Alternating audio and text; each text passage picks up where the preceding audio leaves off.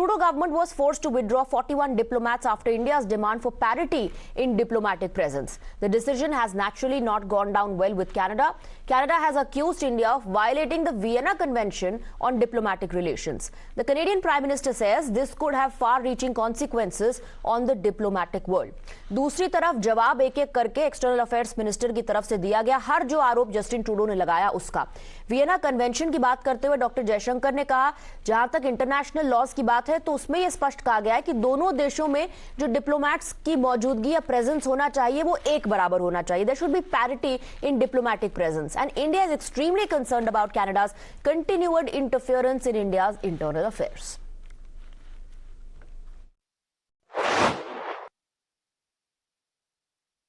This is a violation of the Vienna Convention governing diplomacy. This is them choosing to contravene a very fundamental principle of international law and diplomacy. Parity is very much provided for by the Vienna Convention, which is the relevant international rule on this. The government of India decided to cancel, to revoke the diplomatic protections of 40 diplomats working in Canada. They're working in India. This is something that has far-reaching consequences for the diplomatic world that I know many countries are very worried about. In our case, we invoked parity because we had concerns about continuous interference in our affairs by Canadian personnel. We haven't made much of that public. My sense is over a period of time, more stuff will come out. The Indian government is making it unbelievably difficult for life as usual to continue for millions of people in India and in Canada. And they're doing it by contravening a very basic principle of diplomacy. We stopped issuing visas in Canada because it was no longer safe for our diplomats to go to work to issue visas. So their safety and security was the primary reason we had to temporarily stop the issue of visas. Well, Canada's tirade has found endorsement among members of the Five Eyes Alliance, especially with UK and United States of America. The UK says it does not agree with the Indian government's decision and the removal of immunity is not consistent with the Vienna Convention. US State Department has also said it's concerned with the departure of Canadian diplomats and says they urged India not to insist on reduction of Canada's diplomatic presence. But does India's action violate the international laws?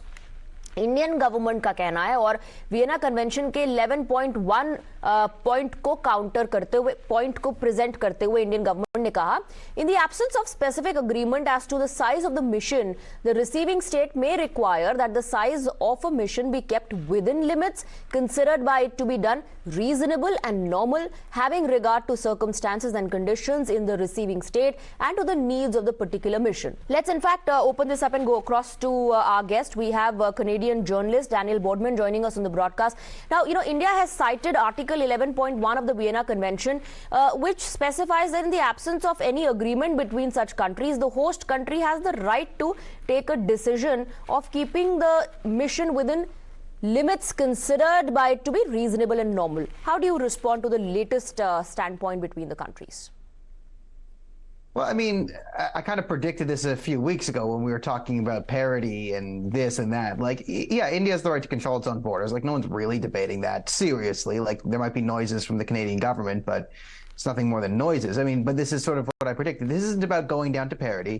This is about seeing what the Canadians would do and if they'd weed out the pro-Khalistani diplomats or not. Right? Are we going to keep diplomats in the country that are professional, or are we going to put the ones in the country that have some Khalistani anti-India leaning? And I think this is what you're hearing from Jay Chakra these days. Like I heard him also say, now something that made me very happy to hear is he made it very clear he doesn't have a problem with the Canadian people or Canada. It's just specific anti-India elements, let's say, and ideologues within the Canadian government. This would be Justin Trudeau, Jagmeet Singh, and our Khalistani caucus. So that's very good news that India is, for us, especially Canada, we need to win somewhere. But it's very nice that your foreign minister has made a distinction between the Canadian people and, Trudeau, Singh, and, the hardcore Khalistanis that managed to make it into the cabinet. Listen, this is some of the things we'll talk about. This is sort of like a distracting issue from like the major issue, which is the fact that Canada has a bunch of radical Khalistanis running around threatening to kill a bunch of Hindus or Indian ministers, have temples where they brag about all the terrorism they've done, and they want to continue to do more of that terrorism. That's the problem. And the wider problem here is it's tacitly or sometimes explicitly supported by the Canadian government, mostly the Liberal Party and the NDP, who've been mostly infiltrated. And this is the problem the Indian government has with Canada. You can say accusations and rule of international this and norms and escalation, de-escalation. You can say all the fancy terms you want from people at the think tanks. Right. Ultimately, this is about the Khalistani menace running around Canada that has metastasized into a problem for India. And this is what needs to be dealt with. But then how is that going to happen? How will there'll be a relationship between India and Canada where we would not see such an escalation in the future? Do you think the Canadian government is going to act? Because so far there is no proof in the public domain, only allegations. Listen, you can say proof or not. I mean, it's an important point. Like if Canada can prove, if Canada has a silver bullet to show that India was behind the Hardip Singh Nijjar assassination, then that changes things a little bit, but not completely. It won't rally the world to our side. I mean, they should have released it by now. They need a win on something to change the channel from all the different scandals. So if they do have something, it's amazing they haven't released it now. Maybe the Five Eyes and the intelligence saying, you know what, there's no point of getting into this wider fight. I mean, it could have been Trudeau and Jagmeet sort of just triggered a fight with India to appease the hardliners within their own party. And remember, both Trudeau and Singh are dead men walking politically in Canada. It's a zombie walk onto 2025 for them. They've entered into a Faustian bargain with each other where they're going to prop each other's political careers up. Justin Trudeau gets protection from any sort of criminal activity or ethics violation he does as Prime Minister, because if he controls the Parliament, he can control the judge, jury, and executioner as the Parliament itself. And Jagmeet gets 2025, he gets his pension.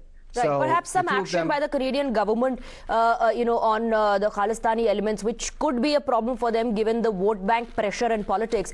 Mr. Bordman, thank you very much for joining us on the broadcast with your views. Thank you for your time.